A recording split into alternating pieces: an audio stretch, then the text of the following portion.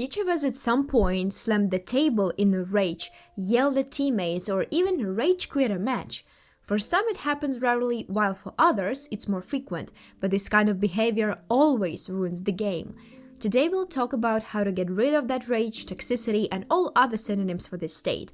But before we begin, don't forget to subscribe to the channel, hit the notification bell, and like the video. To start, we need to answer 3 key questions that will help us move forward.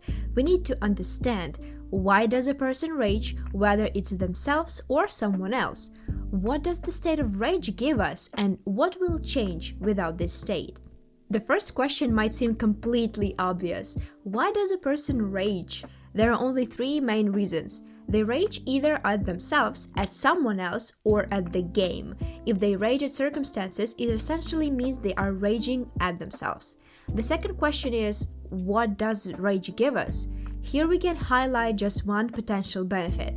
When you've accumulated negative energy, slamming the table can help release it, allowing you to calm down. However, in most cases, people continue to rage more and more. And to the downsides, they are far more significant. When you rage, you lose control of the game, of yourself, and of your desire to play. You demoralize your team, ruin the mood of others, lose your gaming performance, and most importantly, lose your sense of rationality.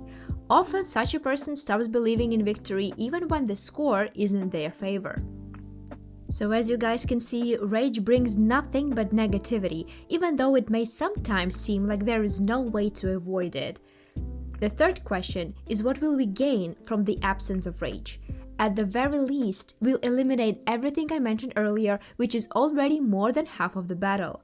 When you focus on finding reasons for failure, slam the table, or beat yourself up, the consequences are just as bad as when you rage at someone else.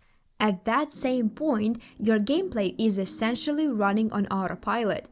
Even if you charge in a fit of rage, trying to take someone down, once you've lost focus, you can't accomplish much, and that only fuels your rage further.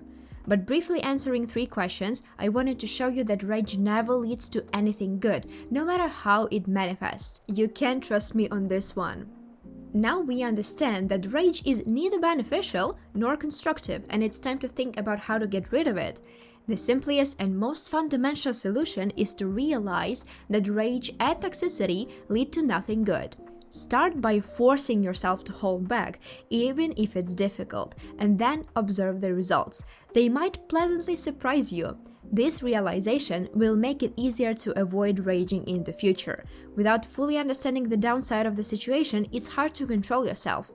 So let's break down the 3 main scenarios.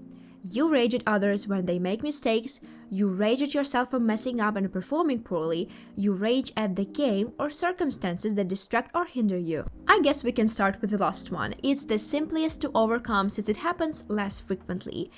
Maybe your internet lags, you burn in a Molotov that seemed far enough away, or you land what looks like a headshot but deal no damage. Now ask yourself, can you influence these situations? If it's an external factor you can fix, do so calmly without unnecessary stress. But raging over things you can't control is pointless. Yelling and getting upset won't change anything, and you only harm yourself. Raging over things you can control is even worse, as you could simply take steps to resolve the issue.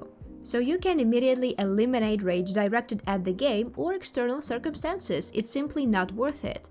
The second situation is when you rage at yourself. This is more challenging. I think everyone has experienced moments when they fail to secure an easy backstab, miss a simple kill, or make a bad move on autopilot or something similar.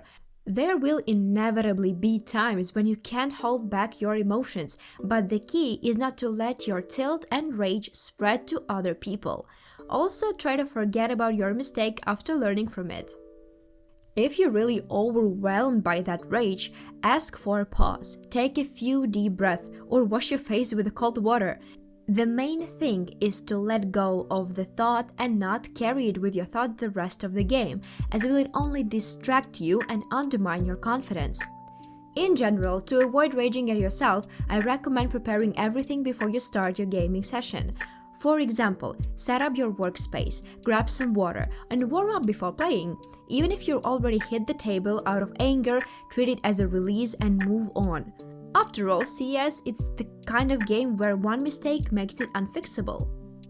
The third situation is when you rage at others. This is the most difficult and important part of this video. Even if you have a valid reason to criticize a teammate in a negative tone, there are a few likely outcomes. They might mute you, they could tilt and play even worse, they might yell back at you or even intentionally sabotage your game, or all of the above. I think most of you, myself included, have experienced situations like this. Have you ever yelled at a teammate for their mistakes and had them calmly admit you were right and that you understood their error? If this has happened, there are only two possible reasons. Either you encountered an exceptionally rational person, I guess it's less than 1% of players on Faceit, for example, or they respect you and recognize that you are much better than them, making your advice worth following. In all other cases, what actually happens is exactly as I described. They lose the desire to play, avoid communicating with you, and often respond with rage. However, if you calmly and rationally explain their mistake, there is a higher chance they'll hear you and accept your feedback. When you approach a teammate calmly or choose not to react because you understand they are already aware of their mistake, the game and the next round will likely go much smoother than if you had raged. You need to realize that the only time rage might be somewhat useful is when you've accumulated too much negative energy, but even then, it shouldn't be directed at yourself or your teammates. Even if you really want to say everything you think about someone, it's better to do it with your microphone off. That way, you release your negativity, but your teammate won't tilt or mute you because of your words. You might want more specific advice or how to relax, but this is a very personal matter. You need to learn from experience what helps you calm down and avoid taking your anger out of others. If you happen to have a teammate who just can't turn off their microphone and keeps raging, the first thing to do is not to respond to their aggression. Try to calm them down and explain that the situation isn't that bad as they think, or listen to them if they are actually making a valid point. However, if your reasonable reaction doesn't help and they continue to ruin the mood of you and your teammates, don't hesitate to press the mute button. A raging teammate in mute won't reduce the amount of useful information you get, but it will save you from having your mood spoiled. Ideally, you should come to all these conclusions on your own, through your experience. Most likely, until you understand my words through your own journey, my advice may not fully help. However, this video was a must-make, and I couldn't pass on the opportunity to create it. Professional teams hire psychologists for a reason. They focus on the emotional health of players. But that's a completely different environment, and unless you are in a tier 2-3 team, you probably don't need one. I've said this phrase multiple times in this video, and I'll say it again. Rage always ruins everything. If you don't believe me, try being respectful and polite even with the most challenging teammates. You'll notice that even if you lose the game, your mental state will be much better and your chances of winning tough matches will likely increase. That's all from me now. Don't forget to subscribe to the channel and like this video if you enjoyed it. Also share your thoughts in the comments. Let me know if my advice helped you. That's it from me. See you in the next video. Bye bye!